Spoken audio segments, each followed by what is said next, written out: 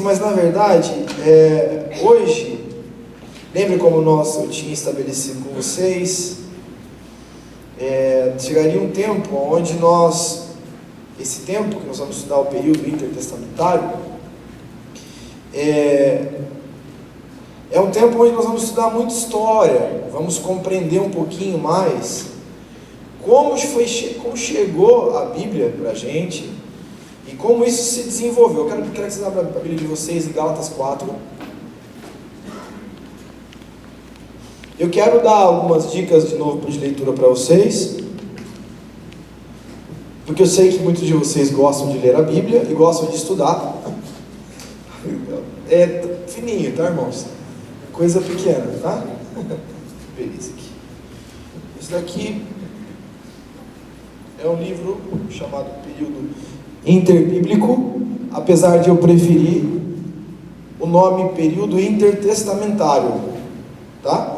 Porque intertestamentário entre um e o outro testamento. Então eu prefiro o nome intertestamentário do que o interbíblico, tá bom? Obrigado, pastor. Obrigado, também está dando em mim. Esse aqui é o Novo Testamento, a introdução ao Novo Testamento, também tem uma base bem sólida para isso, muito lindo, muito legal para quem gosta de estudar, um pouquinho mais difícil.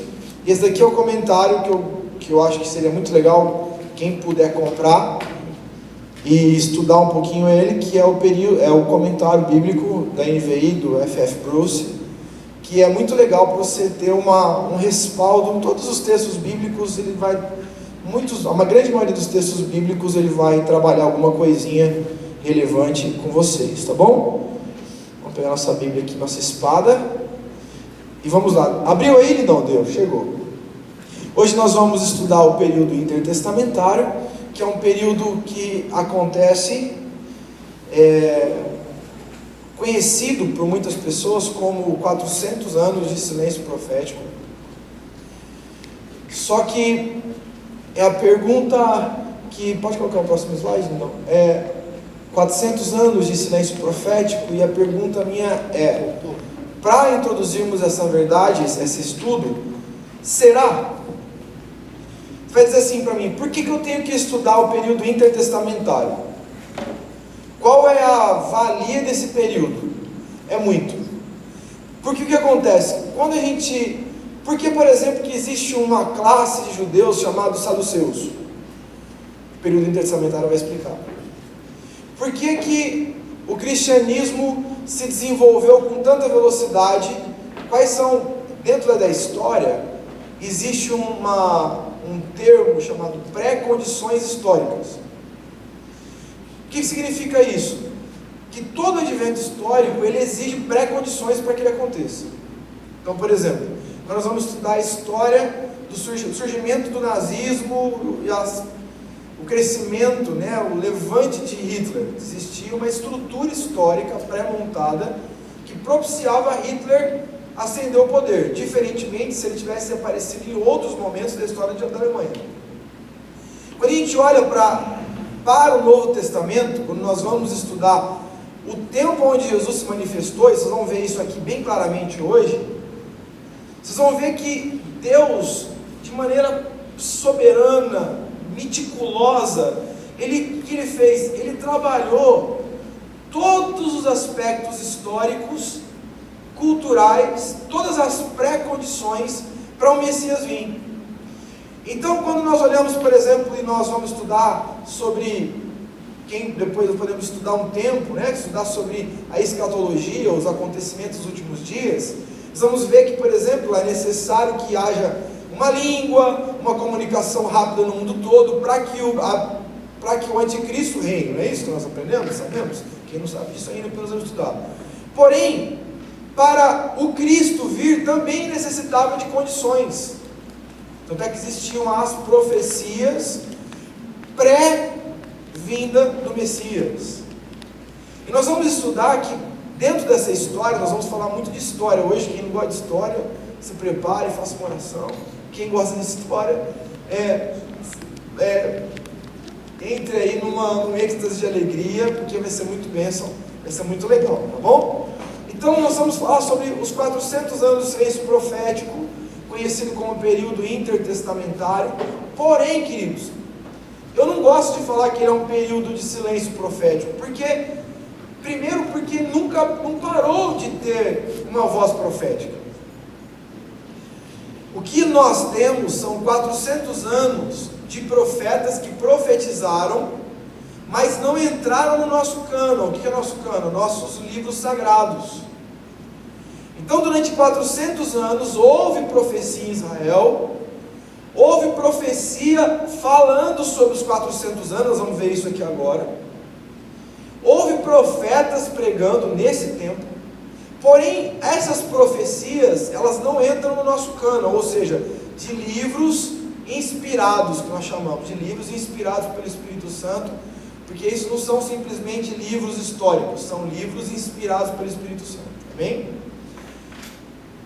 Os nossos amigos católicos têm um livro, que chama 1º e 2º Macabeus, que fala sobre esse período, que não entra no nosso cânon, porque nós não reconhecemos esse livro como um livro inspirado, que teve toda uma história, né, que é a questão da legitimidade do culto aos mortos, da missa do 7º dia, que foi extraído basicamente desses livros que estão ligados a Macabeus, 1º e 2º Macabeus.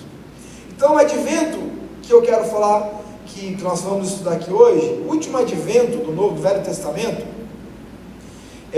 nós temos o último, não, pode segurar, o último advento que nós temos desse texto, desse Velho Testamento, está 420 anos antes de Cristo, que é o capítulo número 13 de Neemias.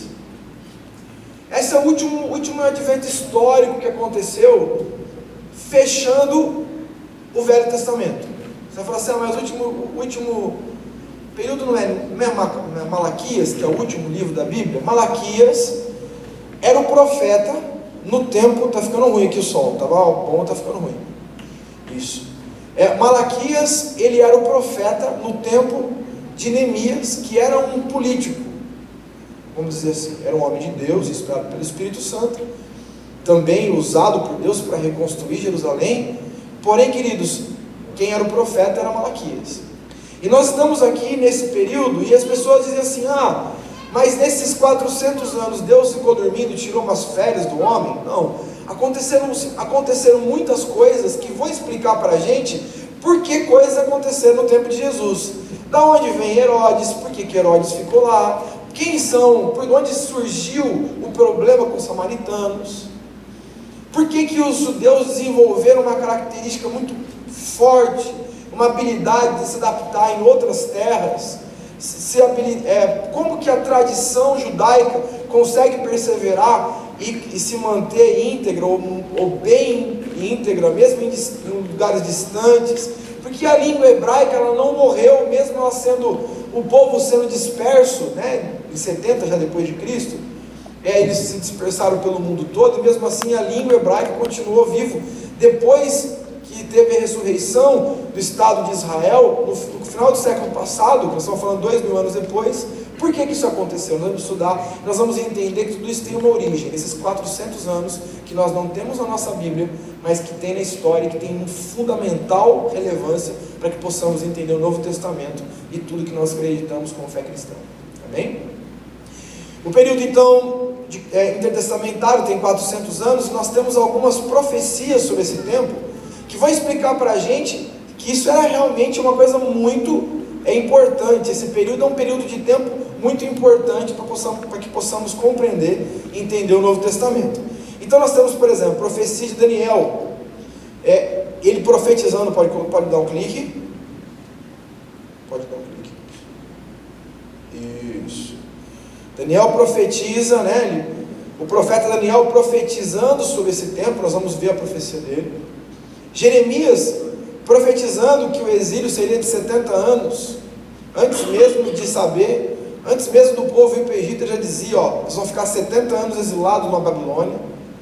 Isaías, por exemplo, fala sobre Ciro como fundador do Império Persa 400 anos antes dele existir, ou seja, uma coisa que eu disse assim, daqui 400 anos, o imperador da China, que vai chamar Shung Shongluan, vai assumir o governo, e ele vai ser um cara que vai fazer isso. Isso é uma profecia do profeta Isaías sobre Ciro.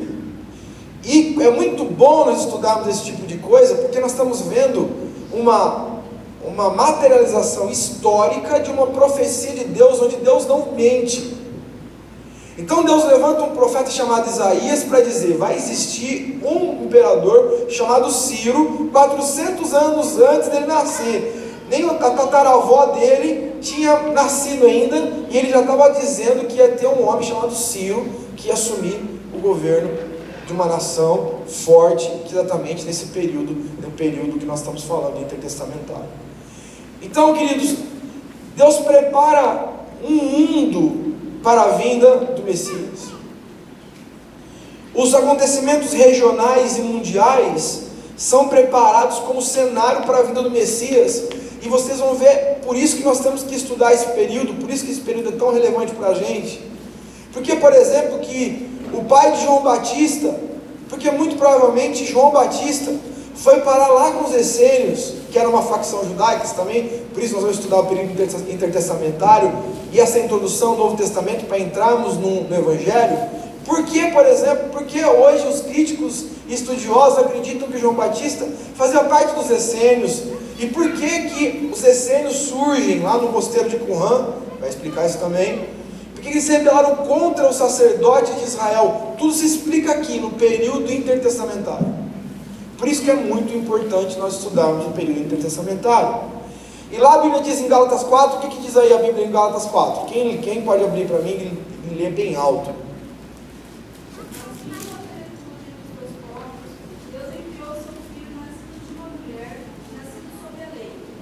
Exatamente. Lá diz assim, a palavra vem na plenitude dos tempos. Esse é mais, talvez seja por causa da versão. Essa palavra dos tempos? Tá bom, isso é alguma coisa estranha esse negócio. É porque a palavra aí é kairos, é o tempo de Deus. Então, vindo a plenitude dos tempos, significa que existia um preparar para essa plenitude. É como se Deus, quando você abre a sua Bíblia lá em Gênesis capítulo 1, a Bíblia diz assim, que a terra era sem forma e vazia, não é verdade que a Bíblia diz lá? E lá a terra, e o Espírito Santo de Deus pairava. A palavra pairava, no hebraico, significa chocar. É como se tivesse uma galinha chocando daquilo que não existia nada, daquilo que haveria de ser. Quando a gente olha o período intertestamentário, à luz de Gálatas 4:4, nós vemos que existiria uma plenitude. Qual é a plenitude dos tempos? Qual é a plenitude de todos os tempos? O advento de Cristo. De novo nós falamos Cristo como sendo o centro de tudo, mas existia uma plenitude, existia um caminhar para que isso acontecesse. É isso que nós vamos estudar isso em nome de Jesus, tá bom? Vamos ver uma profecia do livro de Daniel. Pode colocar o próximo slide. Diz assim em Daniel capítulo 2, verso 39 ao verso 40, hoje eu quero falar sobre os impérios neotestamentários, pré-Cristo, né? Em Cristo. E eu quero falar com vocês, olha o que a Bíblia diz, depois de ti, ele está dizendo sobre Nabucodonosor e sobre o império que ele estava vivendo. Então, assim, depois de ti, se levantará outro reino, inferior ao teu, e um terceiro reino, de bronze, o qual terá domínio sobre toda a terra. O quarto reino será forte como ferro, pois o ferro a tudo quebra e esmiuça. Como o ferro quebra todas as coisas, assim ele fará em pedaços e esmiuçará. Pode colocar o próximo slide. Quando você vai abrir sua Bíblia, eu queria que vocês abrissem sua Bíblia, eu não coloquei o texto aqui, mas vamos ler todo mundo junto, que eu queria forçar vocês a lerem a Bíblia também. Daniel capítulo 7, do verso 2 ao verso 7, outra profecia.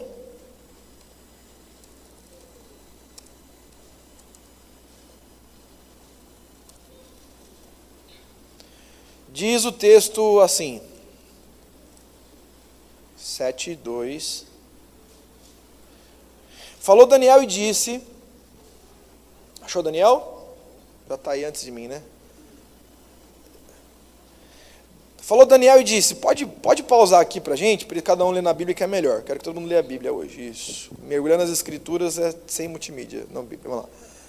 Vamos ajudar. Falou Daniel e disse, eu estava olhando durante a minha visão da noite, e eis que os 4 ventos do céu agitavam o mar grande.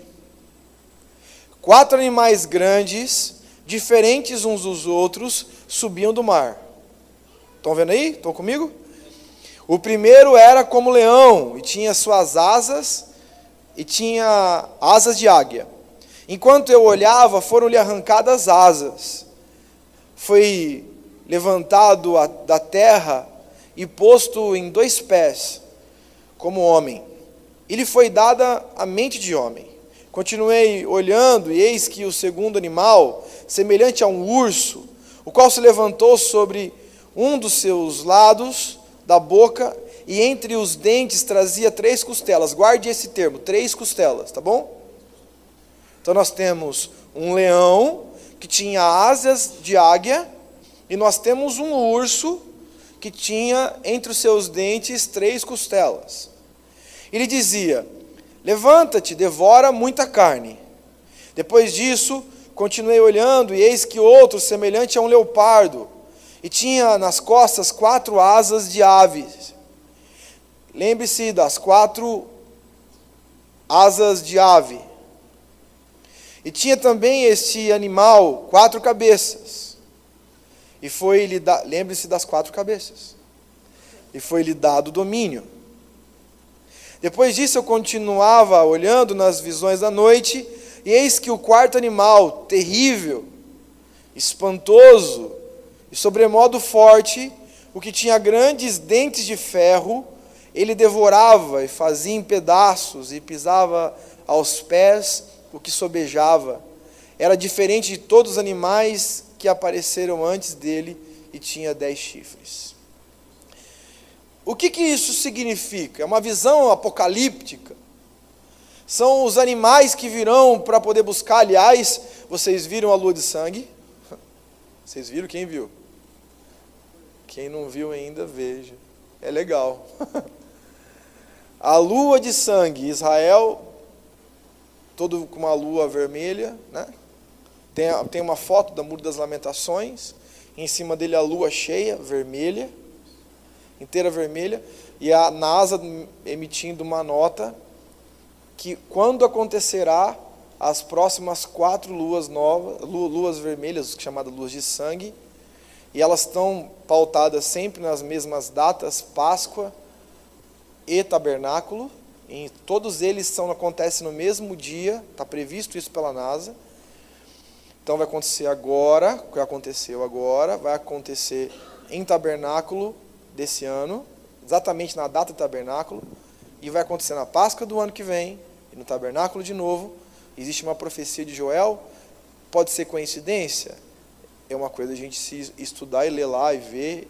Eu até peço para vocês, entra no meu Facebook lá, eu coloquei o link, e estudo sobre isso, para a gente pensar, orar, e ver se isso é mera coincidência, ou se Joel está fazendo efeito. E a Bíblia diz que quando acontecesse as 4 luas vermelhas, haveria um tempo novo, um tempo de gemido, e muitos estudiosos acreditam que isso é o tempo da tribulação, um tempo onde a palavra de Deus já nos ensinava, já nos dava a pauta que seria o fim dos dias. Veja lá, tire suas próprias conclusões, você é livre para isso, tá bom? E aí o que acontece? Aqui nós estamos falando entre 4 seres viventes, mas quem são esses? Quem são esses leopardos com 4 cabeças, esse leão com essa asa, esse urso com 3 costelas? Parece um pouco estranho, esse monstro terrível com 10 chifres, que esmagava tudo e destruía tudo. Quem são essas pessoas? O que essa palavra estava dizendo? O que essa visão estava mostrando para a gente? Irmãos, quem pode me falar e chutar, gritar, cair na cabeça, sem colar? E aí? O que vocês acham que é isso daí? A revelação dos próximos impérios. A Bíblia diz, quando você pega a Babilônia, você vai ver muitas vezes o símbolo da Babilônia na Babilônia era o leão com asas. Que aconteceu no Império de 600 a.C. a 339 a.C.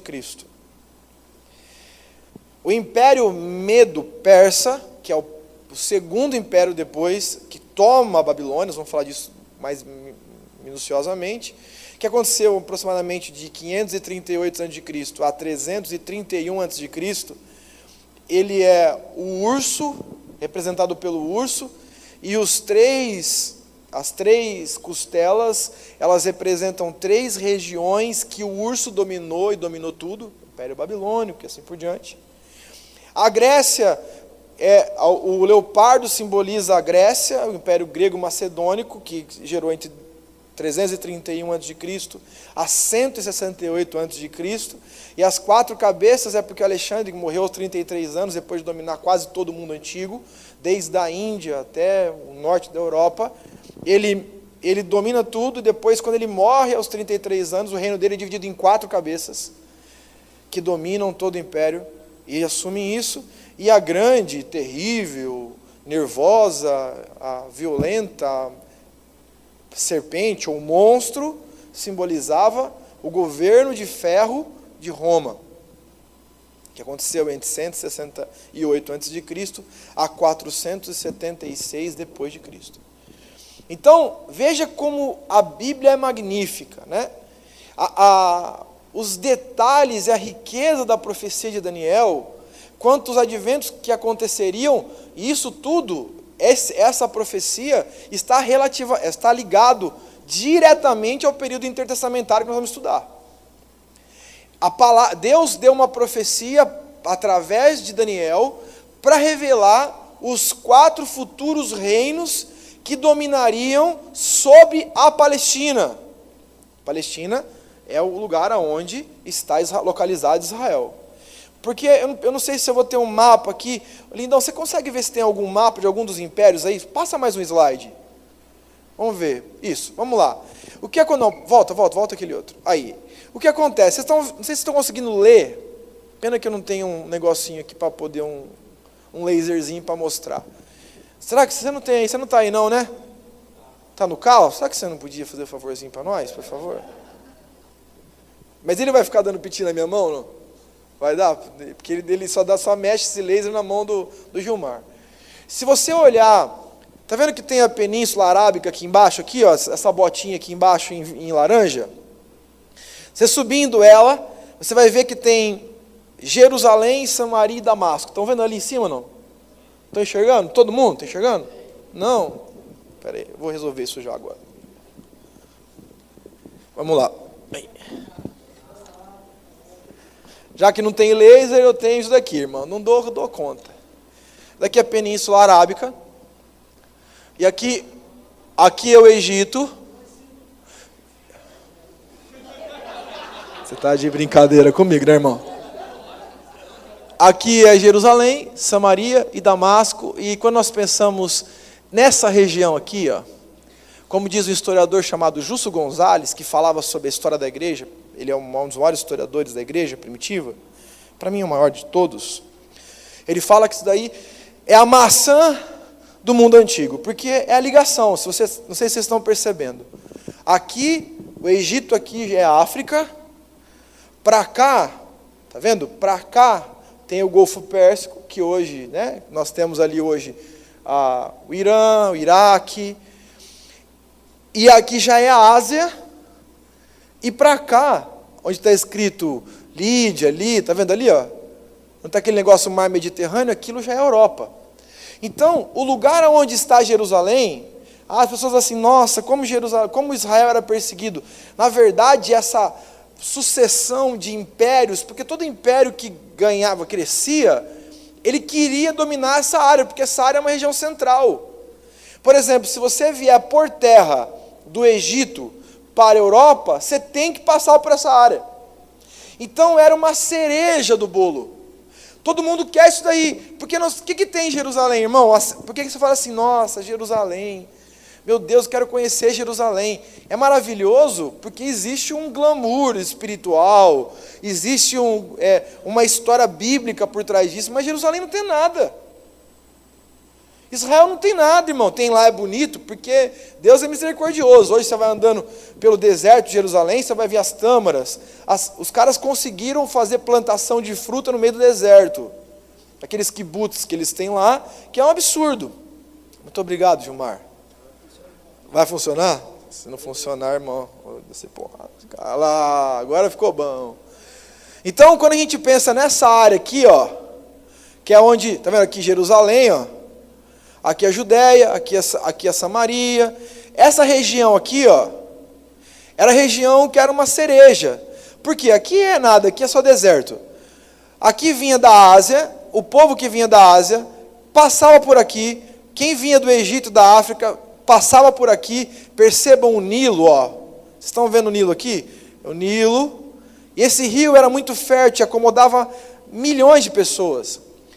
E todo mundo que vinha para cá, essas planícies aqui do norte da África, tinham grandes plantações de trigo, davam muito alimento para o povo da Europa. Então aqui tinha uma função muito grande, muito boa e muito importante. Então Jerusalém, não era porque todo mundo, eu quero conquistar Jerusalém, não. Queria conquistar Jerusalém porque ela tinha uma função política, uma função estratégica, para todo mundo que quisesse dominar esse espaço, tá bom? Já que nós estamos aí aberto, nós vamos falar, então, sobre o primeiro dos impérios, que é o Império do Leão, né, que na profecia, que é o Império da Babilônia. A Babilônia se desenvolveu e ela cresceu, e ela tem uma função, tem muitas coisas a trabalhar para a gente. Ele é simbolizado pelo leão. O ano de 539 a.C. foi... eles cresceram, se expandiram. Não sei se vocês lembram disso. Israel estava aqui. Existia uma cidadezinha ao norte, cidadezinha pequenininha, modo de dizer, uma cidade grande, de 500 mil habitantes, que chamava Nínive. Lembra que Jonas disse, eu não quero pregar lá? Quantos lembram? Eu não quero pregar em Nínive, porque Nínive é uma cidade que eu não quero, né? A tradição judaica diz que Jonas não queria pregar, porque ele viu o assassinato de parentes dele pelo povo de Nínive. Os povo assírio. Nínive é a capital da Síria. E quando a gente olha aqui no norte... Estava demorando. Voltou. O que aconteceu? Eles vieram e eles existiam nessa época, depois nós vamos ver isso quando a gente estudar o Velho Testamento. Existia uma divisão aqui, porque nós tínhamos o reinado de Salomão, e Salomão, na transição, um homem chamado Jeroboão, divide o reino dele do filho dele, Roboão, que era o filho de Salomão. E aí ficou ao norte um pedaço, e ao sul ficou Judá.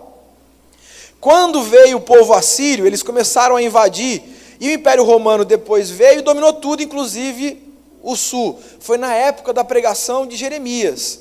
Jeremias, lembra do rei Joaquim? Não sei se vocês lembram disso. Quem lembra disso daí? Lembra? Amém, glória a Deus, a Bíblia é uma bênção. Amém?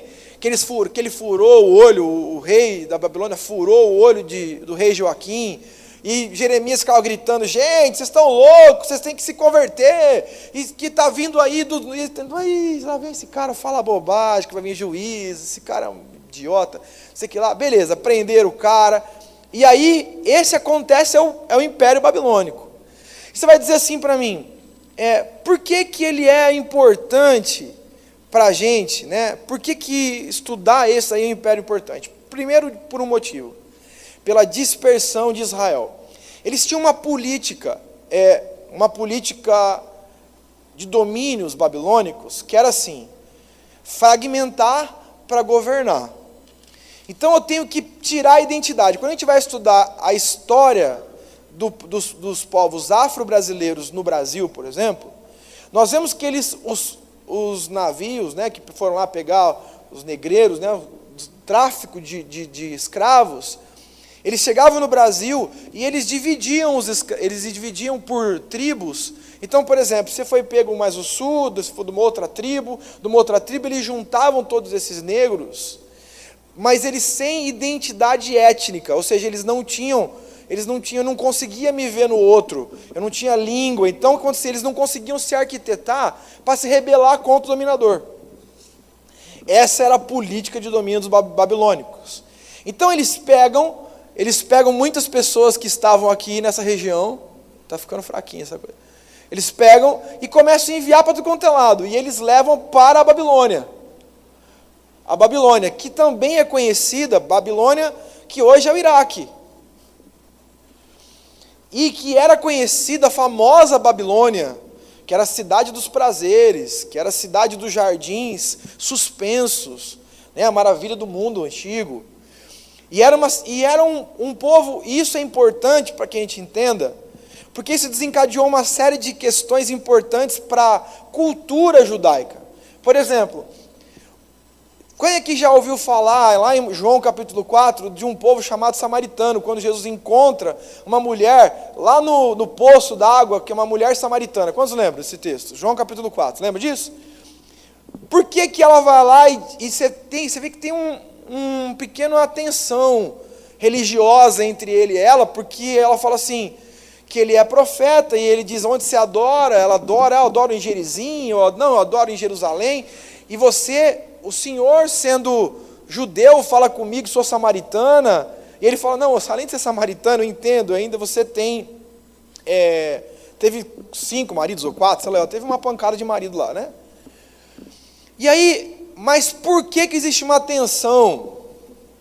Porque Samaria, queridos, era um lugar que ela se construiu, e ela recebeu o rótulo de ser uma cidade, ser um lugar onde os judeus não eram mais puros. Qual era a acusação de Israel, dos judeus de Israel? Existia, eu acho que deveria até passar isso para vocês, não deu passar aqui. Em Israel existia regiões, Judeia, que está ligada a Jerusalém, a Galileia, que era a periferia de Israel, que ficava no mar da Galileia, que é o lugar mais pobre, o lugar mais onde as pessoas oprimidas ficavam lá, e Judeia era o lugar mais rico, onde existia o templo de Jerusalém. O que aconteceu? Existia uma região mais ao norte, que chamava Samaria, que era onde os samaritanos estavam. Mas por que os judeus não gostavam deles? Por que existia um conflito entre os judeus e os samaritanos? Porque desde o Império Babilônico, o que aconteceu? Muitos povos de outros lugares, da onde estava sendo dominado, foram levados para a região de Samaria, aonde houve uma miscigenação dos povos, e aonde todo judeu dizia, esses caras que estão aqui não são judeus. Eu disse, mas eu sou filho de judia. Não, mas quem está lá já virou outro povo, uma outra população, porque misturou muito. Eles não são mais judeus. E para protesto dos samaritanos, eles disseram também, não desço mais em Jerusalém para adorar no templo, eu vou adorar aqui no monte que eles têm lá, e ficaram lá isolados, eles não têm contato com outros povos. Resumindo, por causa dessa autopreservação dos samaritanos, hoje eles são pouquíssimos. Eles vivem isolados como beduínos e são pouquíssimos. Mas quando a gente tem essa perspectiva da história, nós conseguimos compreender um pouquinho mais sobre o que significava a Samaria e os conflitos com os samaritanos. Isso também aconteceu uma outra questão muito importante quando a gente pensa no Império Babilônico, é que ele deu habilidade, fez com que o povo conseguisse adaptar-se em outros lugares. Por exemplo, é no Império Babilônico que nós temos a história de Sadraque, Mesaque e Abidnego, que nós temos a história de Daniel, que mesmo ele estando num outro lugar, numa outra terra, Deus o honrou naquele lugar, independentemente de onde ele estivesse. Assim como aconteceu com José no Egito. E essa história, essa habilidade que o povo judeu tem, e que é tão cultuada pelos historiadores, ela tem muito disso na história do povo de Israel, no Império Babilônico, porque eles foram jogados para todos os lugares do mundo, mas eles não perderam a sua identidade, a sua capacidade de ficar conectados com a sua cultura. Isso é muito legal, tá bom? Vamos para o segundo império. O segundo império é o Império Medo-Persa. Quantos aqui não assistiram o filme 300? Né? Lembra dos 300 de Esparta? Esparta, que era uma cidade-estado da antiga Grécia, né? Da liga entre todas as cidades da Grécia, e eles, isso é lógico que isso não é verdade, né? Isso é história de conchinha, mas é muito provável que não seja 3.000, mas pressupõe-se. A tradição diz que é assim, são 300 homens que pararam mais de 100.000 homens dos persas. Só que isso, na verdade, não é o que a história acredita, que os espartanos deveriam estar em torno de 2.500 homens, e os persas deveriam estar mais de 70.000 homens, né? Então, o que acontece? E quando a gente olha para esse império, nós temos coisas importantes para entender. O Império Persa foi o primeiro a liberar o povo de Israel. Lembre-se, volta só um pouquinho, o povo de Israel, que estava em Jerusalém, foi levado cativo. Muitos deles foram cativos para a Babilônia. O que acontece no próximo slide? Pode passar. Ele permite que o pessoal da Babilônia, cadê a Babilônia aqui? Está em algum lugar aqui. Volte para Israel. Então, lembra da história de Neemias? Que Neemias vai lá e pede para o rei se podia voltar, que ele está vendo que o povo precisa ir lá, reconstruir os muros, né? E a Bíblia diz lá, e esse cara, esse Império Persa, é um império que a gente conhece bastante, às vezes nós não conseguimos conectar isso na timeline da história da Bíblica. Mas, por exemplo, quem aqui não conhece Esther? Quem já leu a história de Esther? Quem conhece a história de Esther? A história de Esther, porque a Esther, na verdade, era uma miss, né? O rei Assuero, vocês conhecem o rei Assuero? Assuero, na verdade, é Artaxerxes. Olha que nome bonito para o seu filho. E ele ficou irritado com uma situação lá, e ele falou assim, agora eu vou arranjar, fazer um concurso. Né? E ele vai lá e traz, e o concurso quem vence é uma judia, chamada Esther. E aí o Mardoqueu torna-se um ministro poderosíssimo, na época de Artaxerxes. E acontece uma coisinha nesse período que é fundamental para o cristianismo. Quando o apóstolo Paulo ele vai pregar em algum lugar, aonde ele prega em primeiro lugar, geralmente? Ouvi quem mais? Onde ele prega em primeiro lugar? Vamos lá, chuta. Chuta, às vezes faz gol. Um já chutou aqui, sinagoga. O que vocês acham? Não estou dizendo que está errado, nem está certo. Quem que você acha? Qual o primeiro lugar que o apóstolo Paulo pregava, onde ele ia pregar? Na sinagoga. Aonde surgiu a sinagoga? No Império Persa. Porque existia uma cultura, vocês lembram que ficaram aqui com a gente e estudaram aqui o livro de Romanos, eu falei sobre a missão centrífuga, a missão centrípeta, e nós estudamos que a perspectiva judaica era, todos os povos virão te adorar em Jerusalém. Então, a centralidade da nação estava em Jerusalém. Então, todo mundo vinha adorar onde? Em Jerusalém. De repente, queridos, o que acontece? Eu não vou mais adorar em Jerusalém. Por quê? Porque eu não posso. E aí, como existiam judeus por todos os lugares, o povo de Israel estava espalhado, eles fizeram uma seguinte observação. Um escriba, não sei se você conhece ele, chamado Esdras, que está na palavra, na Bíblia, ele junto com o conselho decidiram a seguinte coisa e instituíram sobre Israel, a seguinte coisa, a partir de agora, nós vamos fazer o seguinte trajeto, aonde tiverem 10 homens, cabeças da casa, não 10 homens, por exemplo, tem o Zé Fernandes e tem o Danilo Fernandes. Não, ele não são 2 cabeças, é um cabeça, porque o Danilo ainda mora com seu pai. 10 homens que sejam cabeças de casas, onde tiver 10 cabeças de casa, eles têm autorização para montar aquilo que eles chamam de sinagoga. E percebam como nós estamos falando, queridos, nós falamos sobre dispersão, ou seja, povo judeu em todos os lugares sendo espalhados, que começou isso na Babilônia. Isso é importante para o cristianismo? Lógico. Por quê? Qual o lugar onde o cristianismo atua primeiro? Ele já tem as pré-condições. Todo mundo que é judeu já ouviu sobre pregações e profecias sobre o Messias. E quando você tem pontos de contatos em todos os lugares do mundo antigo, você ia para Alexandria, tinha um monte, uma colônia judaica gigante. Você ia para a Península Itálica, tá lá, tem gente lá, judeus. Você vai para a Grécia, tinha judeus. Você vai para outros lugares e eles estavam espalhados.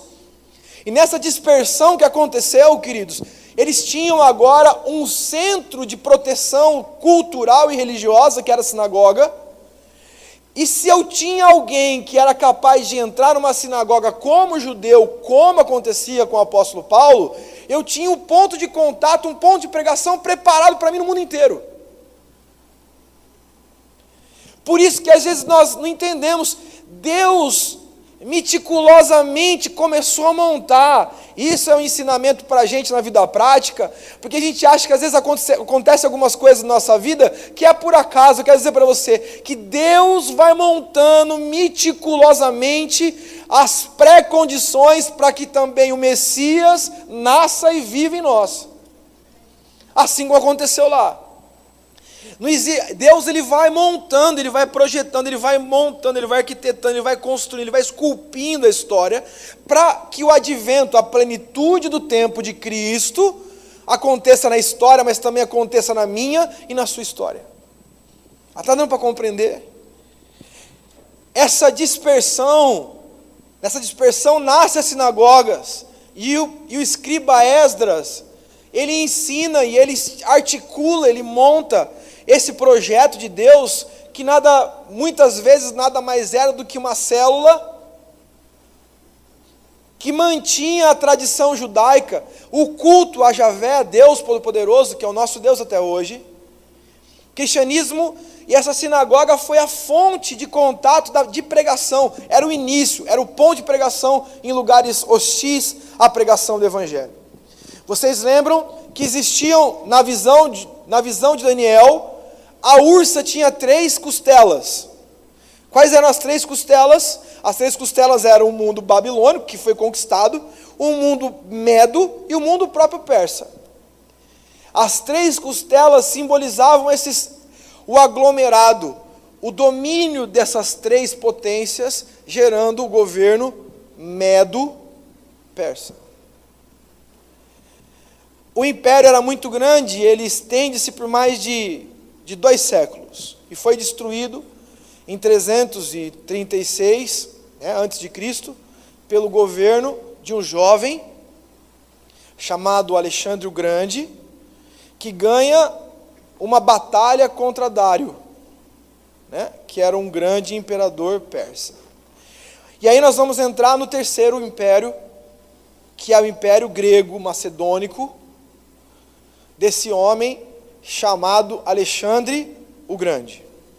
Olha a dimensão desse império. Funciona. Obrigado. Tem que botar medo aqui, né, Gilmar? Senão não funciona. Aqui nós estamos falando, queridos, Tailândia. Nós estamos falando em Tailândia, Vietnã. Olha onde está aqui, Índia. Olha aonde esse império foi. Lembra de Jerusalém? Olha aqui, olha a dimensão do império. Olha aqui o Egito, olha aqui a região da Gália, hoje França, região germânica, que hoje é a Alemanha, e, enfim. Um gigante, um império gigante. Mas o interessante desse império é que ele tinha uma marca, sabe qual era? Ele cresceu e desenvolveu-se muito rapidamente, que nem um leopardo, que nem a profecia. E ele existia, e é muito importante nós compreendermos o governo grego, macedônico, porque ele tem tudo a ver com o futuro do mundo. Qual era a tática de domínio dos outros impérios antes de Alexandre o Grande? Era, se ficar contigo, beleza, se não fizer, você corta o pescoço, beleza. Ou você vai lá, como os babilônicos, fica trocando os povos, junta 10 mil pessoas, joga numa terra que não conhece, junta mais 10 aqui, joga para outra terra, e junta mais 300 aqui, põe lá com outro cara. De repente chega um homem que não era um guerreiro, mas era um homem altamente intelectualizado, porque teve como seu mentor um homem, talvez você tenha ouvido falar dele, chamado Aristóteles, vocês conhecem? Ele não é muito conhecido, né? Mas ele foi criado e ele foi doutrinado por um homem chamado Aristóteles. E ele desenvolveu uma estratégia, aqueles que estão anotando, quiser anotar, qual era o projeto? O projeto era a helenização do mundo. O que é a helenização do mundo? Helenização do mundo significava a massificação cultural grega, eu dominar pela cultura. Por exemplo, meu nome é William. Por causa de um processo de domínio cultural, qual? Americano. É bonito ter um nome não é bonito, mas enfim, William. É normal, se você vai para o Nordeste, então, é Willie Charlison, né? É Richard Gere. Você vai, assim, é bonito, é uma coisa que as pessoas, é a americanização. Esse conceito de domínio por meio da cultura é um conceito instituído pelo Alexandre. Alexandre não deixou de ser guerreiro, mas é normal você, por exemplo, é bonito você ter uma cidade no Antigo Egito, chamada de Alexandria. Por quê, queridos? Porque Alexandria era bonito ter o nome de Alexandre. Ou, na época de Jesus, era bonito você ter uma cidade chamada Cesareia, em homenagem a César. Era uma aculturação. Então, o Império Grego, ou o Terceiro Reino que nós conhecemos, capitaneado por Alexandre o Grande, e o cara era um crois, o cara era um veneno vivo, né? Tá certo que ele era boiola, mas ele era o veneno vivo. Não, São Paulino não, irmão, o cara é macho. Vou te mandar um vídeo depois para você ver, que não é São Paulino não. Vem. Aí, queridos, mas a Bíblia diz que esse cara, a história diz que ele era um violento, e a Bíblia diz que ele era mesmo, porque ele cresceu como um leopardo, veloz. Só que o leopardo, diferente do leão, ele corre rápido, mas também ele não tem muita resistência, não é verdade? E na mesma velocidade que ele alargou as fronteiras, né, esse filme, o filme Alexandre o Grande, é um filme muito bom para quem assistiu esse filme já? Assistiu? Explica muito bem esse período dele, bem longo o filme, aliás, não é igual o tamanho do império dele, mas é muito bom. E lá ele diz, para explicar isso daqui, mas por que isso é importante? Ele cresceu e aos 33 anos ele morreu. E quando nós temos a visão de Daniel, ele fala que o leopardo tinha 4 cabeças, não é verdade? E o reino foi dividido em 4 cabeças. E por que isso é importante para a gente? Eles propagaram nesse período, do período grego, a seguinte instrução. Qual era? A helenização do mundo, e um dos principais pontos, assim como a americanização do mundo, todo mundo fala inglês, pelo menos the books on the table, start, stop, e essas coisas mais, todo mundo sabe falar, eles também impuseram a sua língua, que é o grego. Você sabe em qual língua foi escrito o Novo Testamento? O grego, o grego popular chamado grego koiné. A não ser 2 livros do Novo Testamento, que foram escritos, 3 livros do Novo Testamento, que foram escritos em grego clássico, que foi escrito por Lucas, que é Atos, Lucas e o outro livro, que não sei quem escreveu, que é controverso, que é o livro de Hebreus. O resto, todos eles são escritos em grego koiné, simples. Por que isso é importante para a gente entender o cristianismo? Porque em qualquer lugar que o povo ia pregar o evangelho, ele podia falar em grego, porque muito provavelmente Cristo falava grego. Todas as relações comerciais eram em grego. Está dando para compreender? Sabe que hoje é o inglês para a gente? Você vai pegar um avião, você vai para qualquer lugar, você fala inglês, todo mundo, de alguma maneira, morrer de fome você não vai, né? I need food, está tudo certo. Você pede comida, eu preciso de comida, dá tudo cheio, chega a comida na boca. Né? I don't have money, e o cara sabe que não vai ter para dar dinheiro, né? How much, quanto custa, e a gente vai fazendo e vai chegando nos lugares. Agora sim, quando a gente pensa nessa história, na história do mundo antigo, antes de Cristo, e o cenário montado para a igreja explodir, é exatamente esse cenário, o cenário da língua. O grego koiné se espalhou, e todo o Império Romano, que é depois do grego, falava o grego. Quais eram os deuses romanos? Eles mudaram os nomes lá, mas era ligado ao panteão grego. Então a tradição cultural grega ficou tão forte. Por exemplo, o apóstolo Paulo várias vezes cita filosofia grega. Vocês sabiam disso? Porque ele era versado nisso. Então nós vemos que existe uma grande influência dessas coisas para o surgimento do cristianismo. E dentro das 4 cabeças, que eles quiserem anotar, o reino é dividido em 108 a.C., e a gente está focado basicamente, né, na Palestina, onde é a região que tudo acontece, e foi dividido em 4 etapas, 4 espaços. Deixa eu ver, porque está meio funcionando a coisinha aqui de novo. Vou ver se eu consigo falar para vocês. Então,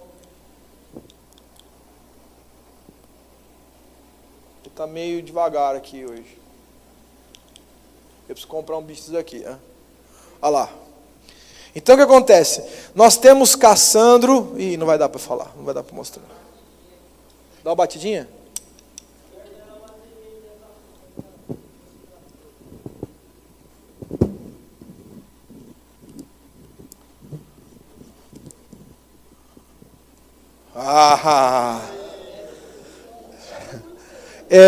Você já fez muito isso, já? Então existia o Cassandro, que um dos caras que cuidava da região ficou com um pedacinho pequeno, que é a região da Grécia, né? E da Macedônia. Aí nós temos, que na verdade era a base, o Antígono, que cuidou da Turquia e da Síria, essa região aqui. Antígono. E bonito, né? Dá para o nome do seu filho também. E Seleuco, que pegou uma região grande, né? Que era a região que cuidava aqui o Iraque, aqui está o rio Eufrates e o Tigre, que hoje está no Iraque. Ele cuidou dessa região aqui e para cá tudo. Só que isso daqui era surreal. Você vai ver e falar assim, nossa, o Cassandro ficou com tão pequena área, ele administrava. O Seleuco cuidou de tudo isso aqui. Você acha que ele consegue cuidar? Logo ele foi perdendo o território, foi chegando até aqui mesmo. E aí nós tínhamos os Ptolomeus, que ficou com a Palestina, né, e o Egito. Tá ok? Que é o que interessa para a gente. Queridos, eu quero falar com vocês nesse período porque é importante, nós vamos... Está dando para compreender quais são os 3 impérios primeiro? Vamos lá, vamos repassar? Primeiro, qual que é mesmo? Primeiro, babilônico. O segundo, persa. E o terceiro, grego-macedônico, ok? Só que agora, já vou passar. Agora, nós vamos fazer, para vocês não perderem a linha de raciocínio, agora nós vamos dividir em 4 cabeças. Né? Como nós estamos vendo aqui. E nós temos que estudar 2 cabeças, porque vai ser a trajetória do futuro de Israel. Pode falar, Lindão. Eu não sei qual é a visão do 2. Ah, do soldado é aquilo que nós vemos, é isso daí mesmo. Esses são os 4 reinos, né? E o que acontece aqui? Então, o domínio dos Ptolomeus, que era eles assumem, o Ptolomeu ele foi bom para Jerusalém, para Israel.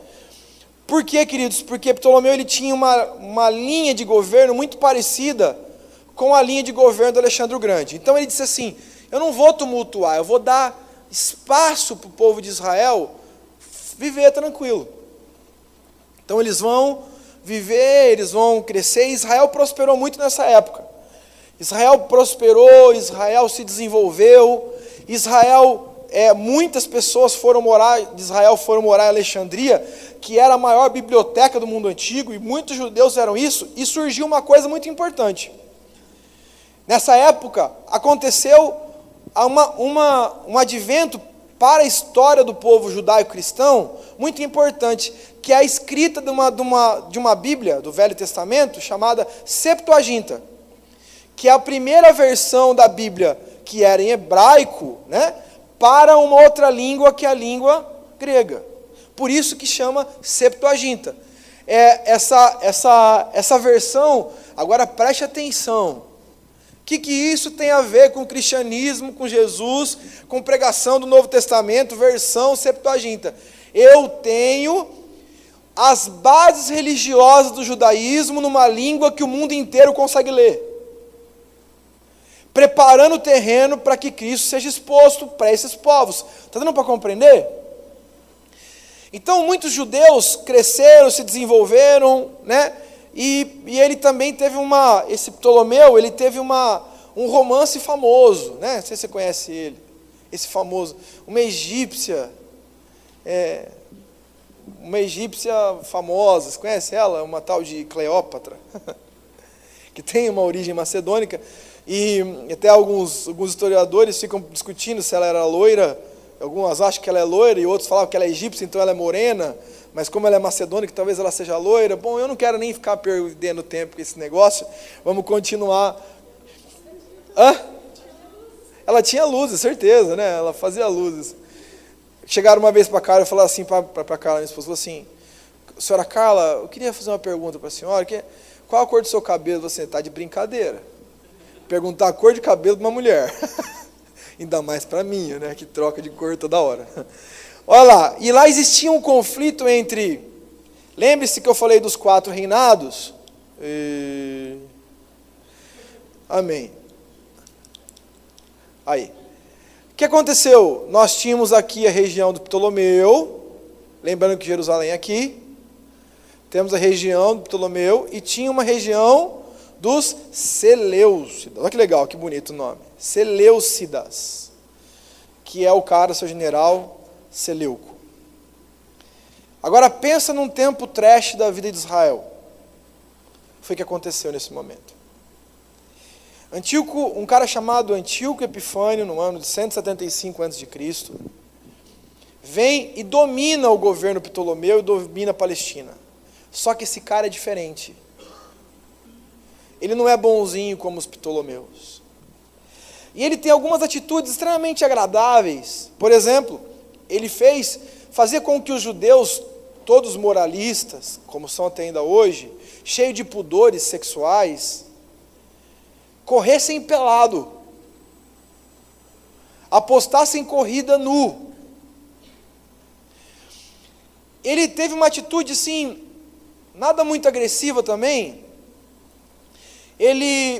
Porque a ideia dele é o seguinte, a cultura grega tem que ser implementada como Alexandre. Só que, quando ele chega em Jerusalém, ele fala assim, esses caras estão muito mole. Eles têm o Deus Javé, eles têm o templo, não tem nenhum Deus grego aqui no meio. Eles continuam protegendo a sua tradição cultural, eles continuam não fazendo os jogos que a gente tem, os jogos gregos. Aí o que acontece? Ele começa a ajudar os judeus a transicionarem culturalmente. E a história diz que esse homem chega e ele constrói uma estátua de Zeus no meio do templo de Jerusalém. Para que todo mundo que entrasse lá tivesse que se prostrar. E pior, ele pega um porco, que é um animal extremamente impuro para os judeus, e começa a dizer e obrigar os judeus a sacrificarem, quando forem sacrificarem no templo, o animal a ser sacrificado tinha que ser o porco. em favor dele. E sempre tinha que fazer isso. Para completar a crueldade desse homem, ele pegou e ele levou um porco e sacrificou no Santo dos Santos. E para completar ainda mais, ele disse para todos os homens: quando eu encontrar um filho sem circuncisão, eu mato o filho e o pai, com circuncisão. A partir de hoje é proibido circuncidar o homem.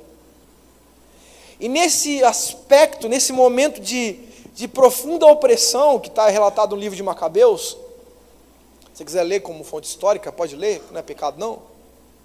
Se você pegar lá, nesse momento de guerra, de valores, de opressão cultural e religiosa, chega um homem, e esse é importante para você lembrar disso, só um detalhe, aqueles que estão anotando, Daniel capítulo 11, verso 31, Daniel fala sobre esse tempo, ele diz assim: dele sairão forças que profanarão o santuário, a fortaleza nossa, e tirarão o sacrifício diário, estabelecendo a abominação desoladora. Ou seja, Deus também usou Daniel para profetizar que isso aconteceria. Ou seja, e como que esse cara fez isso? Porque Deus permitiu, que senão o cara também não faria. Ou seja, Deus já avisou, ele vai mexer no sacrifício e vai lançar uma abominação desoladora dentro do templo, porque eu deixei.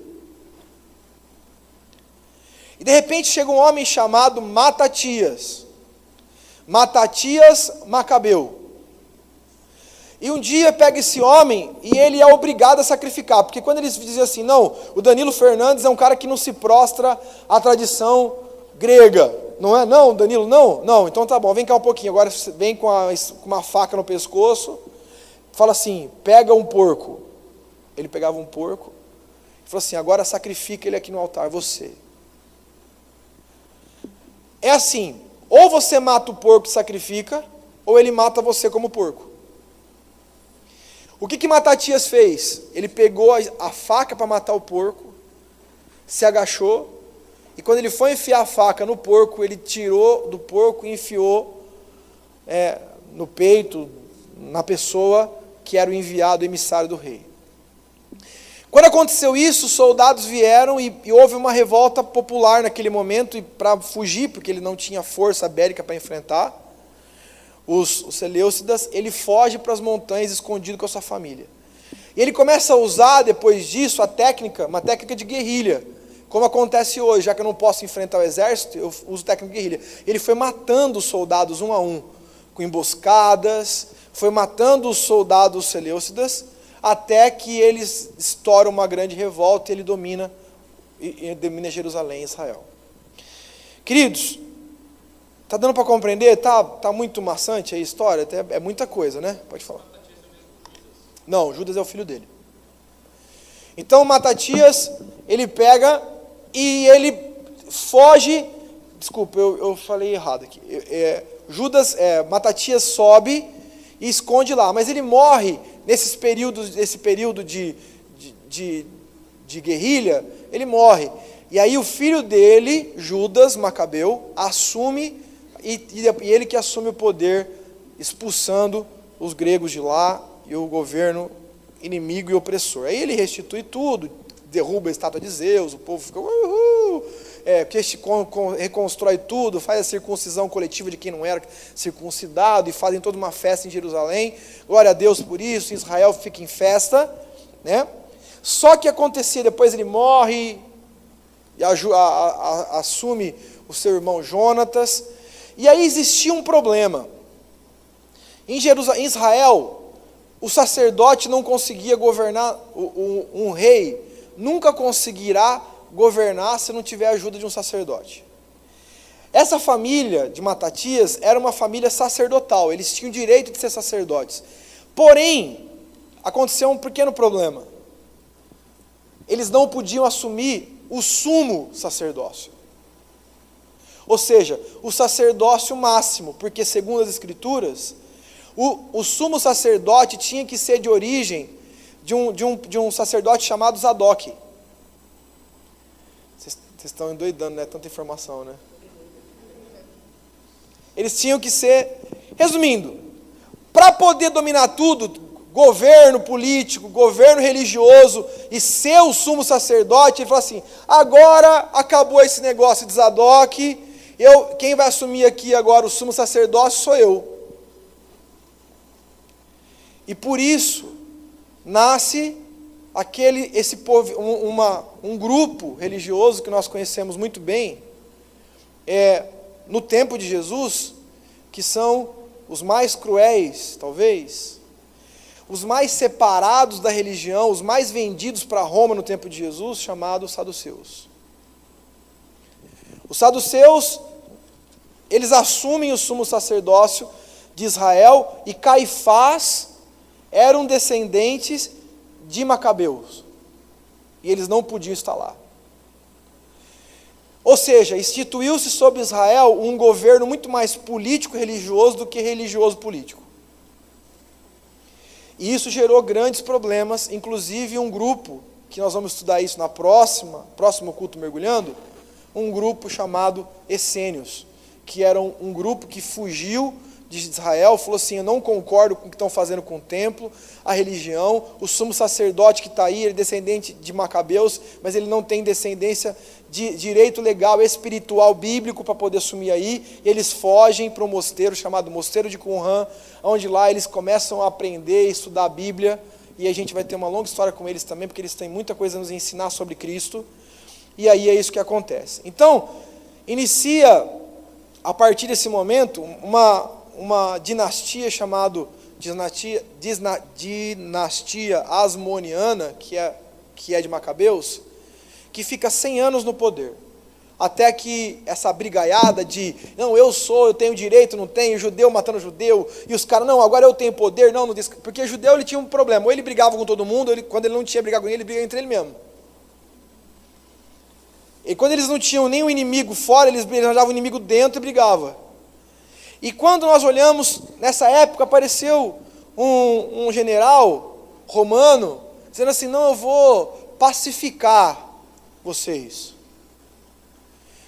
Eu vou entrar aqui para poder ajustar as coisas. O nome dele é General Pompeu.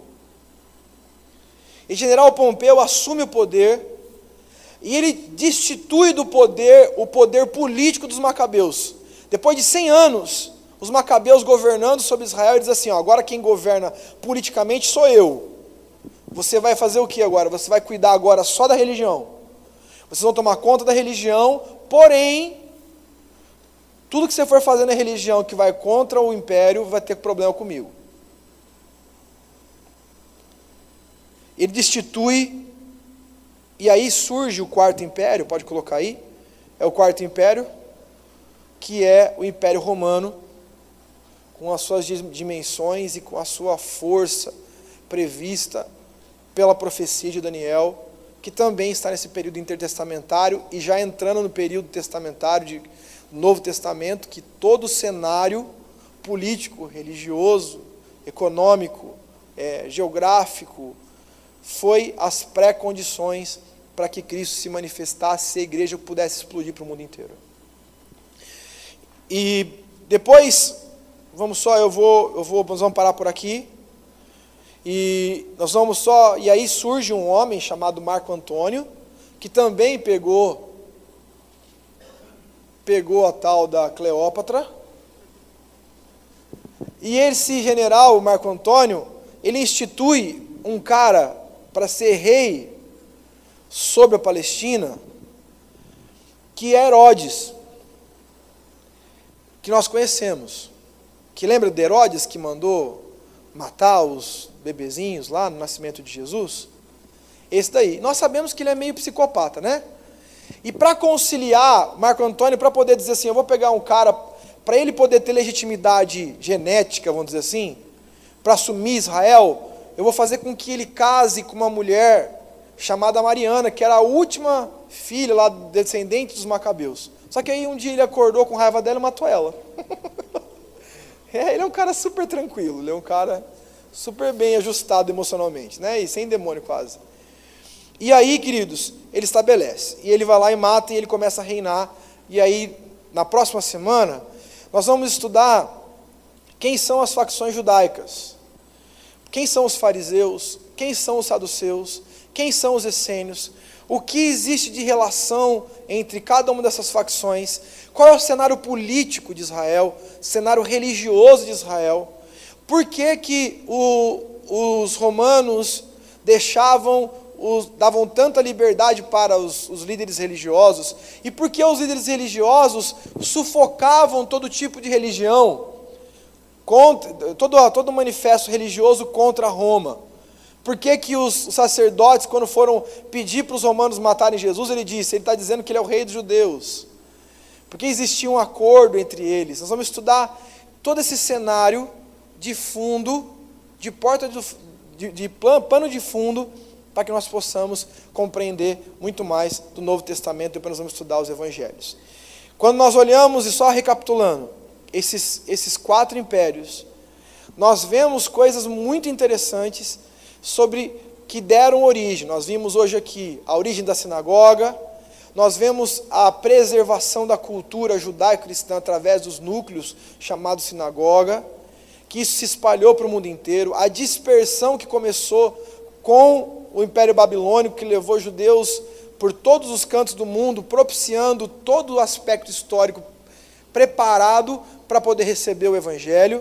Nós vimos o advento da helenização do mundo, onde o mundo inteiro recebeu uma dose cultural muito grande grega, onde isso foi muito importante e positivo para Israel, para o cristianismo primitivo, porque a língua era uma só, a cultura era muito parecida entre todos os povos, apesar das suas particularidades, e isso fez com que o cristianismo, todas as pré-condições estivessem muito bem ajustadas para a expansão do cristianismo.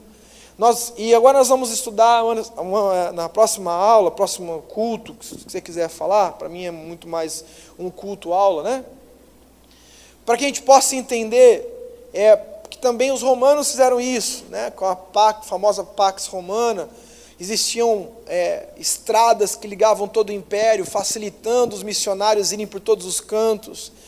Como isso foi alicerçando e facilitando todo o mundo antigo para receber o Evangelho de Cristo Jesus, né? Como Deus cuidou, estruturou e estrategizou todas essas coisas. Eu vou fazer o seguinte, como é muita informação, eu vou disponibilizar para vocês o meu esboço de hoje aqui, no meu Facebook, lá vocês podem entrar, pegar lá, e vocês podem acompanhar, vou colocar isso, slide, eu acho que PowerPoint, eu não sei como é que eu poderia colocar isso no Facebook, vou dar para o Rafael fazer isso para mim, né?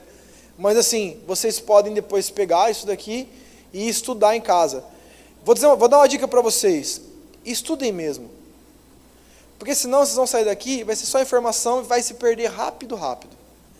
Mas se vocês estudarem, dar uma repassada em casa, dar uma lida, e vocês verem principalmente os pontos principais daquilo que foi estudado, vocês vão começar a ler o Novo Testamento de maneira diferente também. Amém, queridos? E depois que a gente matar esse período intertestamentário semana que vem, eu creio que isso dá para fazer,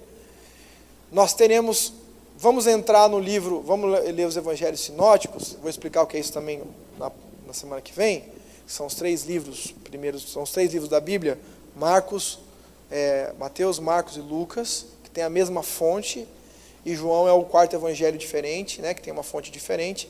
Os 3 primeiros evangelhos, poderemos ler, por exemplo, Mateus, e estudar o livro de Mateus com esse pano de fundo que nos dá a base para que a gente possa correr mergulhando as Escrituras. Amém, queridos?